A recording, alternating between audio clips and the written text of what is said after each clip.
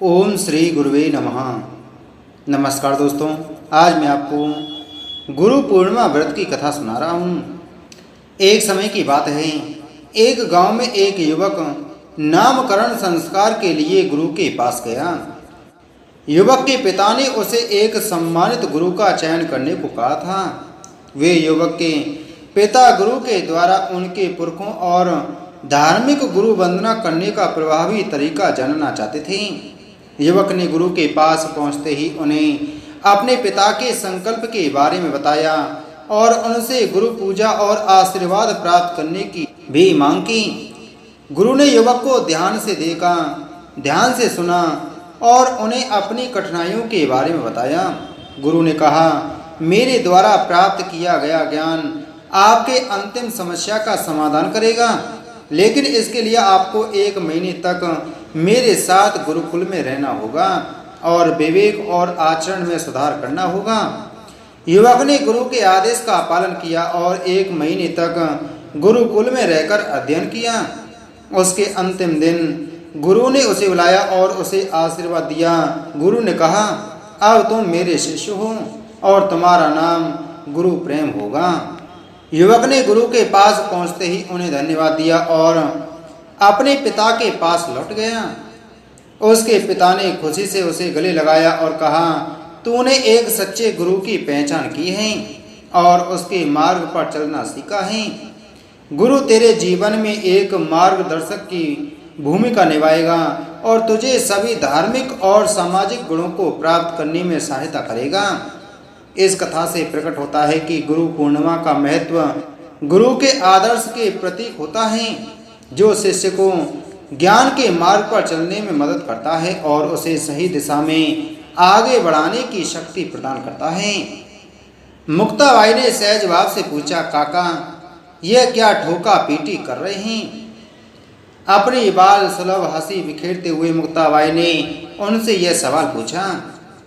आज सुबह से ही वह अपने तीनों भाइयों निवृत्तिनाथ, ज्ञानेश्वर और सोपान देव के साथ यहाँ आ गई थी।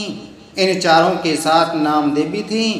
उम्र में ये सभी बालक होते हुए भी अपने ज्ञान एवं भक्ति के कारण सभी से सम्मानित थे। इनकी बाल क्रीड़ाओं में ईश्वर बोध का सौंदर्य झलकता था। इन पांचों के आते ही सभी ने उठकर स्वागत किया।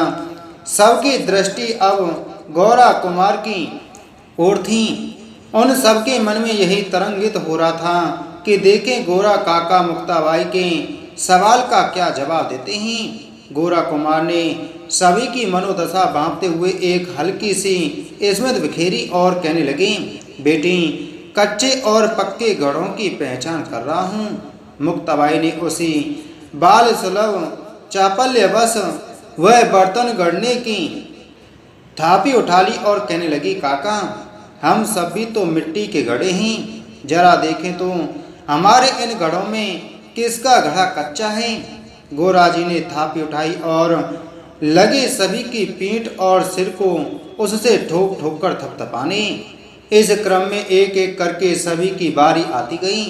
जिसकी भी बारी आती वह सिर झुकाकर मौन धारे थापी की चोट सहता, लेकिन मुख से उफ तक नहीं करता। इस प्रक्रिया के दौरान जब नामदेव के सिर पर थापी की पहली चोट पड़ी तो उनके मन में छुपा अभिमान जाग पड़ा। वे सोचने लगे, यह काका तो कर्म से ही नहीं मन से भी कुमार हैं, गंवार हैं। ये इतना भी नहीं जानते हैं कि इन संत जनों पर कहीं ऐसी चोटें मारी जाती हैं। नामदेव जी विट्ठल भगवान के अनन्य प्रेमी थे। उनका उनसे सहज सानिध्य था। भगवान का अर्श पर्श तथा वार्तालाप उनको सहज सुलभ था। इस कारण भक्त मंडली में उनको विशेष सम्मान प्राप्त था। जब वह 5 साल के थे तब एक दिन उनके पिता दामा सेठ को अपने व्यापार के सिलसिले में बाहर जाना पड़ा।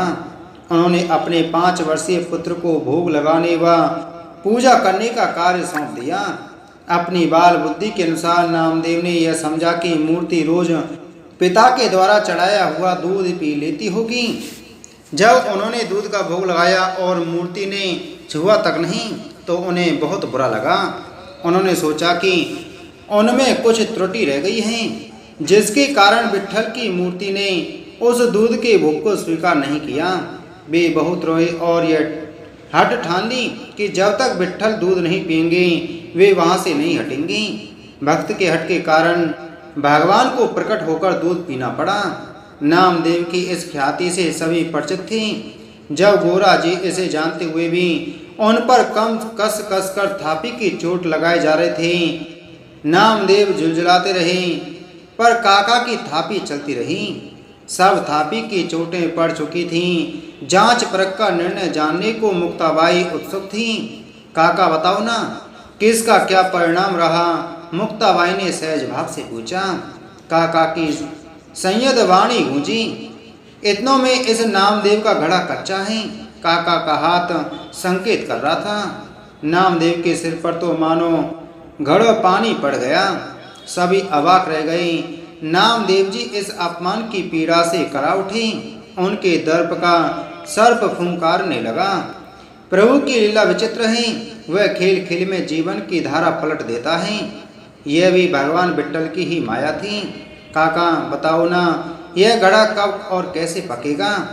अब की बार मुक्ताबाई के सवाल में नामदेव के प्रति गहरी संवेदना का पुट था। गोराजी पुनः बोले, नामदेव निगुरा है। जब विशोबा जी के समक्ष शिष्य व्रत उपस्थित होकर उनके पाद पद्मों में मान सम्मान अहंकार और सर्वस्व समर्पित करेगा, तब ही इसमें पावट आएगी। अन्यथा यह हमेशा कच्चा ही रहेगा, चाहे कुछ भी क्यों ना करें। भक्त मंडली में सन्नाटा छा गया, पर हरि सुनार, सामंताजी, माली, सोपान देव, निवृत्ति नाथ, ज्ञानेश्वर सबके सब चुप थे। मुक्ताबाई इन सब के चेहरे के भावों को पढ़ने की कोशिश कर रही थी। गोराजी कभी कटु नहीं बोलते थे। वे तो बोलते ही बहुत कम थे। तीर्थ पर आज एक महान संत के प्रति निगरा शब्द आश्चर्यजनक था। गोराजी का एक एक शब्द तीर की तरह नामदेव जी को भेद गया। उनका अहं फूंकार उठा। मन ही मन वे सोचने लगे, विशोबा वह दीनहीन बूढ़ा जिसकी संत मंडली में मात्र सेवक के रूप में ही गिनती हैं, उसे अपना गुरु बनाऊं। उसके पाद पद उन्होंने घृणा मुंह बिचकाया हूँ। उसके समक्ष आत्मसमर्पण कदापि नहीं। अपने रोष में वह भूल गए कि साधना का सार तत्व अहंकार का अमूल नाश है, और आज वह उसी को बचाने की चेष्टा कर रहे हैं। संतों के मध्य उन दिनों गोरखवाणी का बहुत प्रचलन था। गोराजी अपनी धुन में गा उठी। अब की न बोलेवा, ठबकी न चलेवा, धीरे धकियावा पाँव, गर्व न करेवा, सहजे रहेवा, भगत गोरख राव। गीत की इन पंक्तियों ने जैसे नामदेव की क्रोध की ज्वाला में घी का काम किया। वह आवेश में आकर भक्त मंडली से उठकर चल दिए, लेकिन अभी उनके कानों में उन पंक्तियों की गूंज थी जो गोराजी गा रहे थे। गुरु को जो गाहिला, निगुरा न राहिला, गुरु बिन ज्ञान न पाइला रे भाईला। ये पंक्तियाँ उनके हृदय को वेदती चली गईं। हठात उनके कदम पडरपुर की ओर मुड़ चले। अपने आराध्य देव के सामने पहुंचकर उन्होंने रो रो कर अपनी मनोव्यथा निवेदित की। वे आर्तवाणी में बोले, प्रभु आपकी मुझ पर इतनी करुणा कि आप प्रत्यक्ष प्रकट होकर मुझे प्यार करते हैं, पुचकारते हैं, गोद में बिठाकर सहलाते हैं, साथ खेलते हैं, बोलते चालते हैं। फिर भी संत मंडली में मेरा ऐसा घोर अपमान तिरस्कार। आप कहते थे, नामदेव तुम सा प्यारा कोई मेरा अन्य भक्त नहीं है। क्या यह सब झूठ था? क्यों प्रभु, क्यों बताओ ना, तुम चुप क्यों हो? बोलो ना प्रभु। इस प्रकार वे रुदन करने लगे। भगवान विट्ठल प्रकट हुए और बोले, नामदेव जो कुछ मैंने कहा था वह भी सत्य है। तुम मुझे इतने ही प्रिय हो, परंतु जो कुछ गोराजी ने कहा वह सभी उतना ही सच है। बिना गुरु की शरणागति के अन्य कोई उपाय नहीं। ब्रह्मा विष्णु और शिव भी बिना गुरु के आत्मज्ञान प्राप्त करने में असमर्थ रहे हैं। तुम्हें विशोबाजी के पास जाना ही चाहिए। इसे तुम मानो या ना मानो, ये तुम्हारी इच्छा पर निर्भर है। उनके पास अब कोई चारा नहीं था। वे बिना मन से विशोबाजी के गांव पहुंचे। वे घर पर नहीं मिले। उन्हें ढूंढते ढूंढते वह एक शिवालय में पहुंचे। वहां जाकर क्या देखते हैं कि विशोबाजी एक मैली कुचैली फटी सी चादर ओढ़े सो रहे हैं। उनके दोनों पांव शिवलिंग पर टिके हैं। यह देखकर उन्हें उनकी नासमझी और कुबुद्धि पर घृणा हुई तथा बुद्धि पर तरस आया। वे सोचने लगे, घोराजी और भगवान विट्ठल ने एक अज्ञानी व्यक्ति को गुरु बनाने का आदेश कैसे दे डाला। इधर नामदेव के मन में कोई विचार पनप रहे थे और उधर विशोबाजी ने पुकारा, अरे ओ नाम्या, तू आ गया। इसे सुनकर वह हतप्रभ रह गए। उनके मन में भयंकर क्रोध उत्पन्न हुआ। उनके कोई नाम्या कहकर पुकारे, वह यह सोच नहीं सकते थे। उनको न केवल आम जनता बल्कि इससे पूर्व विशोबाजी स्वयं उन्हें भगवान नामदेव के नाम से संबोधित करते थे। आज नाम्या कह रहे हैं, कहीं सन्निपात ग्रस्त तो नहीं है। उनके अहम को चोट करते हुए विशोबाजी ने पुनः कहा, अरे ओ नाम्या, मैं रोगग्रस्त व शक्तिहीन वृद्ध हूँ, अतः मुझे ध्यान नहीं रहा कि पाँव कहाँ रखनी चाहिए। तू ऐसा कर कि पाँव को पिंडी से हटाकर ऐसी जगह रख दे जहाँ शिव की पिंडी ना हो।